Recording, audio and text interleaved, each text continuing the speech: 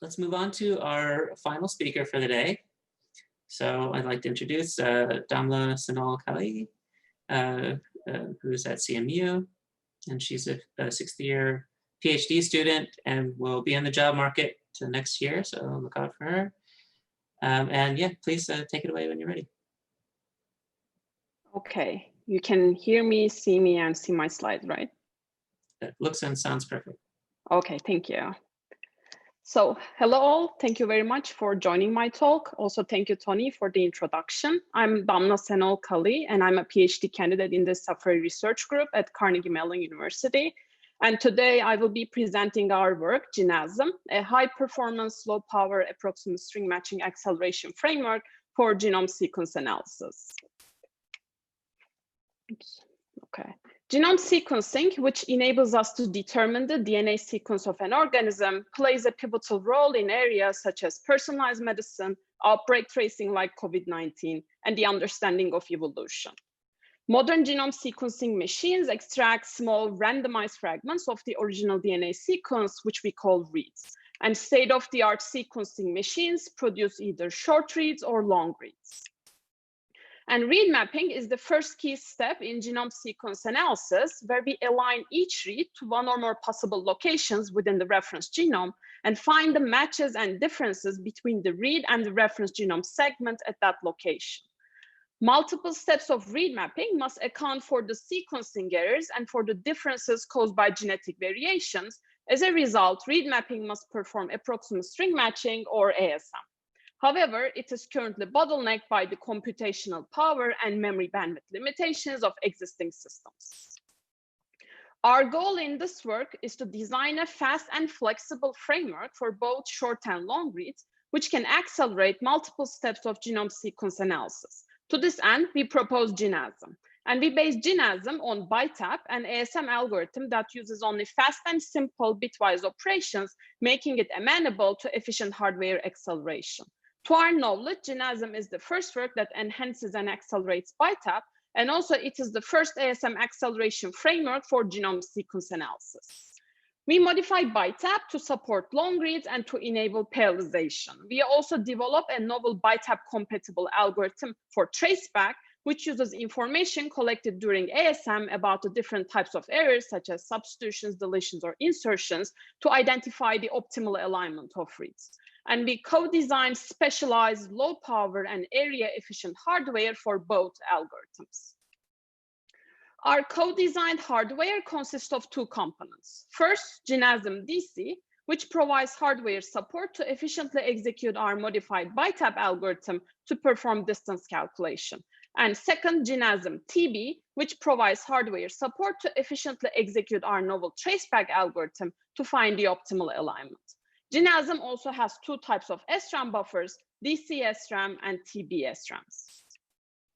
Our specialized compute units and on-chip SRAMs helps us to match the rate of computation with memory capacity and memory bandwidth and achieve high performance and power efficiency, and also scale linearly in performance with the number of parallel compute units that we add to the system.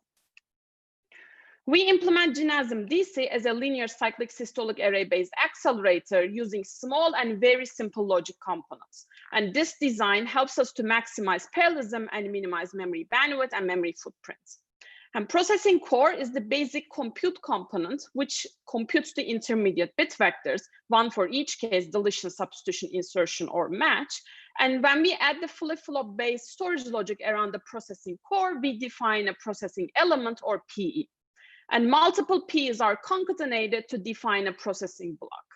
We have DC SRAM, which stores the reference text, the pattern bit masks for the query read, and the intermediate data generated from P's.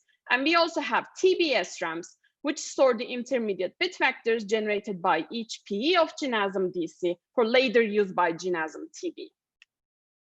We implement GenASM TB hardware, again using very simple logic, which first reads the bit vectors from one of the TB SRAMs using the computed address, then performs the required bitwise comparisons to find the traceback output for the current position, and finally computes the next TB SRAM address to read the new set of bit vectors. After GenASM TB finds the complete traceback output, it writes this output to main memory and completes its execution. So we synthesize our DC and TB accelerator data paths with a typical 28 nanometer low power process. And when both accelerators operate at 1 gigahertz, we find that 32 GenASM accelerators, one for each HMC volt, total area overhead is 10.69 millimeters square, and total power consumption is 3.23 watts.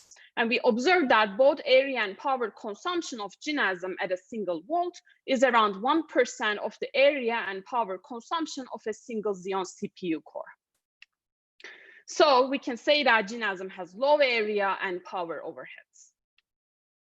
GenASM is flexible and can be used for a number of use cases. In this work, we evaluate 3 of them in detail, and 2 of them are from the read mapping pipeline, pre-alignment filtering, and read alignment. So read alignment is the most time-consuming step of read mapping that we align each read to all of its candidate reference regions and then find the optimal alignment. In pre-alignment filtering for short reads, we aim to quickly identify and filter out the unlikely candidate reference regions of each read by approximating the edit distance between them and filtering out if it is above a threshold. And our third use case is edit distance calculation, which is one of the fundamental operations in genomics that measures the similarity or distance between 2 sequences. And in our paper, we also briefly discuss several other use cases, such as generic text search. We find that for all the 3 use cases, GenASM is significantly more efficient in terms of both speed and power consumption than state-of-the-art software and hardware baselines. Thank you. Great, thank you so much, Damla. Nice talk.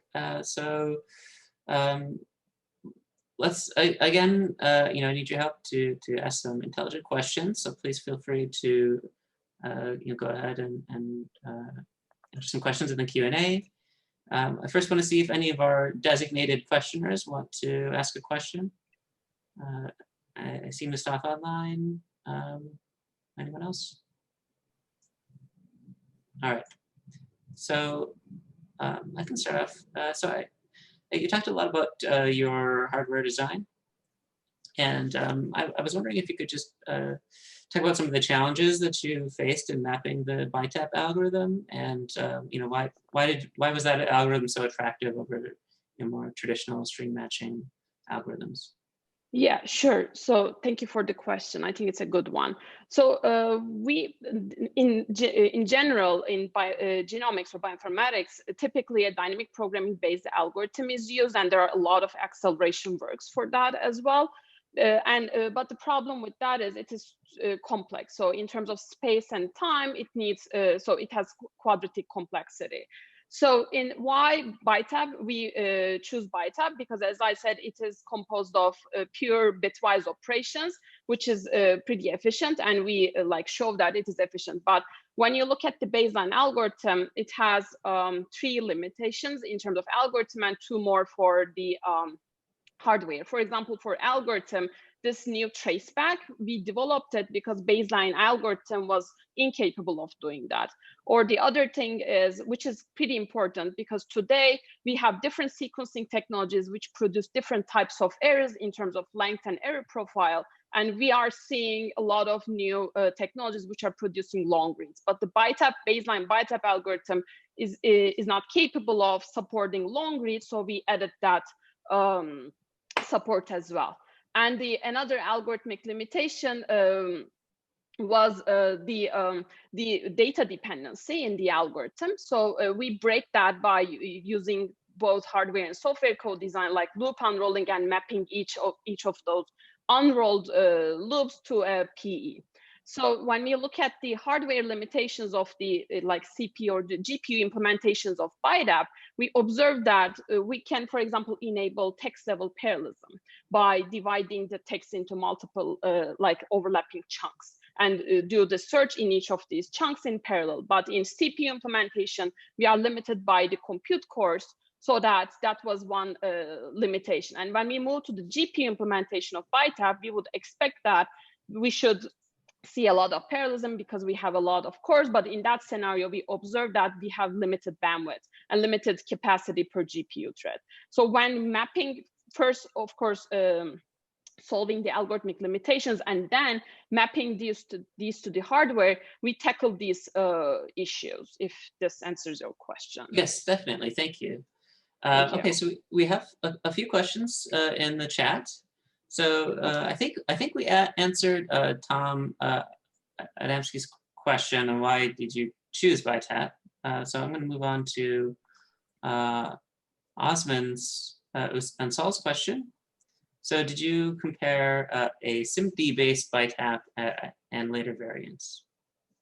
Okay, so what we have is a CPU implementation of BiTAP. We implemented it by ourselves as well, but there's no SIMD-based BiTAP, at least which has the full pipeline, including like long read support, traceback. So there are no variants. That's one novelty we are introducing in GenASM. So that's why we only are limited with what we have, and we didn't have the SIMD-based BiTAP. Or later variants was just GPU implementation of it, but it was limited because, as I said, it was just for patterns which is less than 64 base pairs, plus there's no traceback, so it cannot be one of our like baseline. So that's why we compared GenASM with completely different like algorithms or tools that are not doing it by using BiTAP, but another algorithm. Great, thank you. So we have a question from Vidishi Dade, who says that you mentioned a variety of workloads that GenASM can do, like stream matching and text search. And can you give some insights on which program property is common among these workloads, so that you could hint on whether they could be implemented on your hardware? Yeah, sure. So the nice property of BiTAP algorithm is, although in this work, for example, we are only limited with ACGT in terms of our alphabet because they are the DNA like base pairs, we can expand that alphabet with just, so there's a pre-processing step involved in BiTAP where you are taking each of these query reads and convert them into a binary representation for each of your characters. So in this context, if you are in genomics domain, you only need to generate 4 bit vectors, because one for each character, because that's the only thing you need. But when you move on to a larger alphabet like generic text search, as I said, the only thing that you need to do is expand that alphabet and generate, instead of 4, how many characters do you have in the alphabet, that many bit vectors, and that's all. The main body of the algorithm where you are performing the actual search or distance calculation, whatever, remains the same. So that's the only thing you need to do. Got it. Thank you. Thank you so much. So let me ask one quick question. So you said that you eliminated the loop carry dependencies by unrolling, and it doesn't seem like unrolling by itself would eliminate the loop carry dependencies in the program. So how does that work exactly? Yeah, that's a good question. So when we look at the algorithm, let me share another slide in the meantime to show that more easily.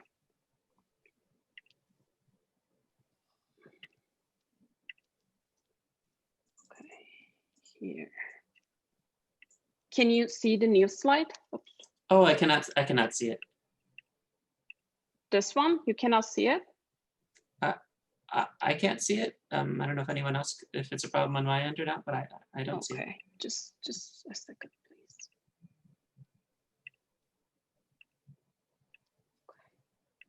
Right now? Yes. Okay, perfect. So when you look at the left-hand side here, you will see that when performing the baseline BiTAP algorithm, so this T0 and R0, consider them as one inner loop execution. So what we need to do is do all of them like serially. But when you look at the right-hand side, and let's focus on this dark red cell, what we have is these light shaded reds that we are dependent on. So T-1, the R remains same. T remains same, R -1 and -1 for both of them. So these are the dependent cells. But with the rest of this row, when I might have to cut you off because we're going to switch over to the next session now.